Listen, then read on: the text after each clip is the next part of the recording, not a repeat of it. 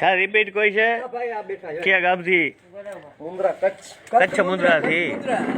જય માતાજી. શું તકલીફ હતી? અમરેશ ઉપર લઈ ગયા દ્વારકા તરી? ટૂંકમાં તકલીફ એ હતી કે કેન્સરની હતી. ડોક્ટરે કીધું કેવાનું કેન્સર? ફેફસાનું. ફેફસાનું લમ્સ કેન્સર. કોને હતું? બાપુજીને હતો મારા. ઉમર ગવડી. સાયન્સ કન છે. પછી અમરેશ ઉપર લઈ ગયા? લઈ ગયા. એમાં બધું સારું છે. છાતીનો દુખાવો નથી જતો. છાતીનો દુખાવો છે? છાતીનો દુખાવો બે બાજુ. તો આ ફેફસા માટે તો બધું રેડી થઈ ગયું ને? ફેફસા માટે રેડી છે. ખાવા પીવામાં રેડી છે. પગમાં ફોજા નથી ને? ના, પગમાં મોઢામાં ક્યાંય સોજા ફોજો ક્યાંય નથી ને? એક જરાક હૃદયના ડોક્ટર હોય ને હૃદય ડોક્ટરને બતાડ્યા બે એ શું કહે છે? ઈ કે પછી એનો ફરક પડી ગયો દવાથી. એટલે હું અહીંયા રિપ્લેસ કરું. છાતીમાં દુખાવો ચાલુ થાય છે. શેના કારણે? તો એ ડોક્ટરની દવા ચાલુ રાખજો. ચાલુ અને અમરેશ ઉપર ચાલુ રાખો છાતીને દુખવા માટે.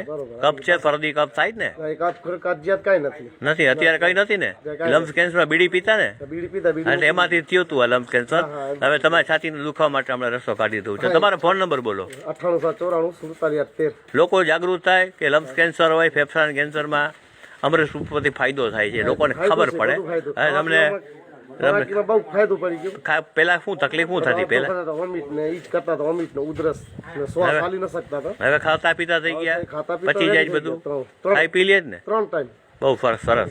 અને આપણો તો જો આપણે ભાઈ છાતીમાં દુખાવો થાય છે એટલે અષ્ટામૃત આપી દો. અને